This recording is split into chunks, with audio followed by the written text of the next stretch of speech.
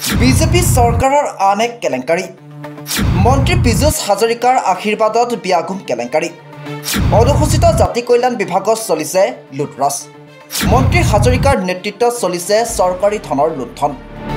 ৬০০০ টকীয়া চিলাই মেচিন ক্ৰয় কৰিছে ২০,০০০ টকাত মুখ্যমন্ত্ৰী ডক্টৰ হিমন্ত বিশ্ব শৰ্মাৰ নেতৃত্বাধীন বিজেপি চৰকাৰৰ দিনত সংঘটিত হৈছে বিয়াগুম কেলেংকাৰী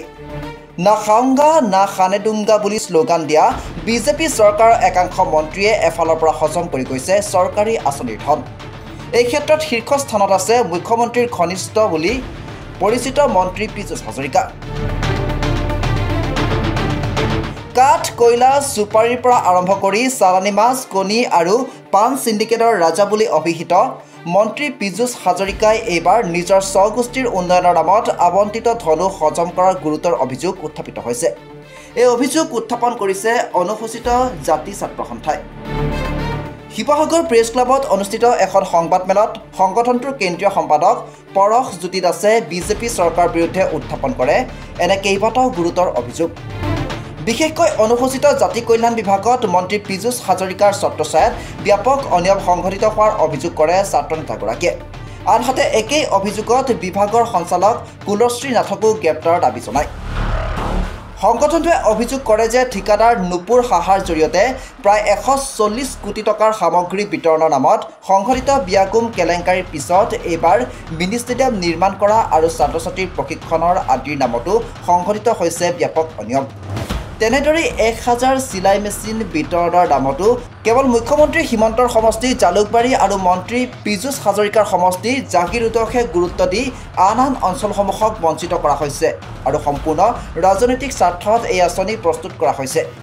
৬০০০ টকীয়া চিলাই মেচিন ২০,০০০ টকাত ক্ৰয় কৰা দেখুৱাই চৰকাৰী ধন পকেটত ভৰাইছে মন্ত্ৰী পীযুষ হাজৰিকাই অনুসূচিত জাতি ছাত্ৰ সন্থাৰ কেন্দ্ৰীয় নেতাগৰাকীয়ে দাবী কৰা অনুসৰি মন্ত্ৰী পীযুষ হাজৰিকাৰ ছত্ৰছায়াতে সকলো দুৰ্নীতি চলি আছে গতিকে মুখ্যমন্ত্ৰীয়ে অতি শীঘ্ৰেই পীযুষ হাজৰিকাক মন্ত্ৰীসভাৰ পৰা অপসাৰণ কৰিব লাগে আটাইতকৈ যদি বেছি দুৰ্নীতি সংঘটিত হৈছে সেয়া হৈছে অনুসূচিত জাতি কল্যাণ সঞ্চালকালয় বা অনুসূচিত জাতিৰ বিভিন্ন আঁচনি আপোনালোকে লক্ষ্য কৰিব যে বিজেপিৰ শাসনকালত অনুসূচিত জাতিৰ যিমানবোৰ আঁচনিৰ ধন সেই আঁচনিৰ ধনসমূহ গুগ্ৰাসে গিলি পেলোৱা হৈছে অনুসূচিত জাতিৰ কল্যাণৰ নামত কেৱল মন্ত্ৰী আমোলা আৰু ঠিকাদাৰ এইসকল লোকৰহে কেৱল কল্যাণ কৰি থকা হৈছে আপোনালোকে গম পায় যে ১৪০ কোটি টকা ইতিমধ্যে মানে দুৰ্নীতি সংঘটিত হৈছে নুপুৰ সাহা নামৰ এজন ঠিকাদাৰৰ বিৰুদ্ধে ইতিমধ্যে মানে বিভিন্ন ধৰণৰ ব্যৱস্থাও গ্ৰহণ কৰা হৈছে ইয়াৰ সমান্তৰালকৈ আমি আপোনালোকক কওঁ যে মিনি ষ্টেডিয়াম নিৰ্মাণৰ নামত হোৱা দুৰ্নীতি ছাত্ৰ ছাত্ৰীৰ প্ৰশিক্ষণৰ নামত হোৱা দুৰ্নীতি অনুসূচিত জাতি আঁচনি ধন অন্যান্য কিতাপৰ হস্তান্তৰণ কৰা দুৰ্নীতি এনেকুৱা ধৰণৰ বহু দুৰ্নীতি সংঘটিত হৈ থকাৰ মাজতে একেবাৰে শেহতীয়াকৈ আমি জানিবলৈ পাইছোঁ যে ১,০০০ চিলাই মেচিন অনুসূচিত জাতিৰ মহিলাসকলৰ উন্নয়নৰ কাৰণে আৰ্থসামাজিক উন্নয়নৰ কাৰণে ১,০০০ চিলাই মেচিন বিতৰণৰ এটা আঁচনি গ্ৰহণ কৰা হৈছে আৰু সেই আঁচনিটোত সম্পূৰ্ণৰূপে দুৰ্নীতি কৰা হৈছে আপোনালোকে লক্ষ্য কৰিব যে সেই আঁচনিত শিৱসাগৰ যোৰহাট ডিব্ৰুগড় তিনিচুকীয়া ধেমাজি লখিমপুৰ বিশ্বনাথ চাৰিআলি তেজপুৰ নলবাৰী আদি বিভিন্ন ঠাইবিলাকৰ যিসকল অনুসূচিত জাতিৰ মহিলা আছে সেইসকলে কিন্তু সেই আঁচনিটোত মানে ফলপ্ৰসূ হোৱা নাই বা সেই আঁচনিটো লাভ কৰা নাই এটাও চিলাই মেচিন এই ঠাইসমূহলৈ দিয়া নাই তাত দিয়া হৈছে ক'ত জাগিৰোড আৰু জালুকবাৰীতে ১,০০০ চিলাই মেচিনৰ প্ৰায় ৫০০টা মেচিন তেওঁলোকে ৰাখি থৈ দিয়ে আৰু বাকী ৫০০টা মেচিন শ্ৰীভূমি দক্ষিণ অভয়াপুৰী বকো ৰহা এনেকুৱা কেইটামান ঠাইত যিকেইটা ঠাইত আচলতে তেওঁলোকৰ সুবিধা হয় সেই তেনেকুৱা ঠাই কেইটামানত দি তেওঁলোকে গোটেই আঁচনিটো হৰপ কৰি থৈ দিয়ে আৰু তাতকৈ ডাঙৰ কথাটো হ'ল কি এই আঁচনিটো আছিলে মহিলাসকলৰ উন্নয়নৰ কাৰণে হোৱা আঁচনি কিন্তু আপোনালোকে লক্ষ্য কৰিব যে যিখন আমাৰ তালিকা আমাৰ ওচৰত আছে ১,০০০ চিলাই মেচিন বিতৰণৰ হিতাধিকাৰীসকলৰ যিখন তালিকা আছে এই তালিকাখন যদি আপোনালোকে লক্ষ্য কৰে তেতিয়া আপোনালোকে দেখিব যে ইয়াত বহুজন কিন্তু পুৰুষেও এই আঁচনি পাবলৈ সক্ষম হৈছে তাৰমানে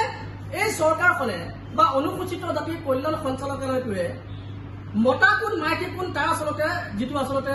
বিভেদ থাকিব লাগে বা মতা মাইকীৰ মাজত যিটো পাৰ্থক্য তেওঁলোকে বুজি পাব লাগে সেই পাৰ্থক্যটো বুজি নাপায় আমি বাৰে বাৰে এই কথাবিলাক কৈ আছো যে অনুসূচিত জাতিৰ লোকসকলৰ ওপৰত অন্যায় কৰা হৈছে কিন্তু গুৰুত্ব দিয়া নাই অনুসূচিত জাতিৰ কল্যাণ সঞ্চালকালয়ৰ সঞ্চালিকা তুলসী নাথক আমি এই সন্দৰ্ভত যেতিয়া সুধিবলৈ গৈছিলো যে আপোনালোকে কিয় এনেকুৱা কৰি আছে তেতিয়া তেখেতে কৈছে যে মন্ত্ৰী পীযুষ হাজৰিকাৰ নেতৃত্বতে গোটেই কথাবিলাক চলি আছে বা হৈছে আৰু সম্পূৰ্ণ দায়সাৰা মন্তব্য কৰি তেওঁ মন্ত্ৰী পীযুষ হাজৰিকাৰ ওপৰতে গোটেই আচলতে যিটো আমি আপত্তি দৰ্শাইছো তাৰ ওপৰতে মন্ত্ৰী পীযুষ হাজৰিকাৰ ওপৰতে গোটেই কথাখিনি এৰি দিছে ইয়াৰ পৰা এটা কথা স্পষ্ট হয় যে গোটেই বিষয়বস্তুবিলাকৰ লগত যিমানবোৰ দুৰ্নীতি আচলতে অনুসূচিত জাতিটোৰ লগত সংগঠিত হৈ আছে এই গোটেই বিষয়বস্তুবিলাকৰ লগত মন্ত্ৰী পীযুষ হাজৰিকা কিন্তু ওতঃপ্ৰোতভাৱে জড়িত হৈছে আৰু সেইকাৰণে আমি মুখ্যমন্ত্ৰী হিমন্ত বিশ্ব শৰ্মা চৰকাৰখনক আহ্বান জনাইছো যে মন্ত্ৰী পীযুষ হাজৰিকা ডাঙৰীয়াক অনুসূচিত জাতিৰ যিবিলাক বিভাগীয় দায়িত্ব আছে সেই দায়িত্ববিলাকৰ পৰা তেখেতক অপসাৰণ কৰক তাৰ পাছতে আমি যদি কওঁ চিলাই মেচিনৰ আচলতে যিটো বাজেট তেওঁলোকে নিৰ্ধাৰণ কৰিছে এটা চিলাই মেচিন তেওঁলোকে যিবিলাক চিলাই মেচিন বিতৰণ কৰিব এটা চিলাই মেচিনৰ দাম হৈছে ৬,০০০ৰ পৰা ১০,০০০ টকাৰ ভিতৰত কিন্তু মূল্য নিৰ্ধাৰণ কৰিছে ২০,০০০ মহিলাক দিবলগীয়া আঁচনি দিছে পুৰুষক আৰু তেওঁলোকে কৰিছে কি উজনি অসমৰ ঠাইবিলাকলৈ এই আঁচনিবিলাক তেওঁলোকে দিয়া নাই আৰু গোটেই আঁচনিবিলাক তেওঁলোকৰ কেৱল ভোট বেংকৰ বা ভোটৰ কাৰণে ব্যক্তিগত স্বাৰ্থৰ কাৰণে নিজৰ মুনাফাৰ কাৰণে গোটেই আঁচনিবিলাক তেওঁলোকে ৰাখি দিছে শিৱসাগৰৰ পৰা Farid Ali report NV Live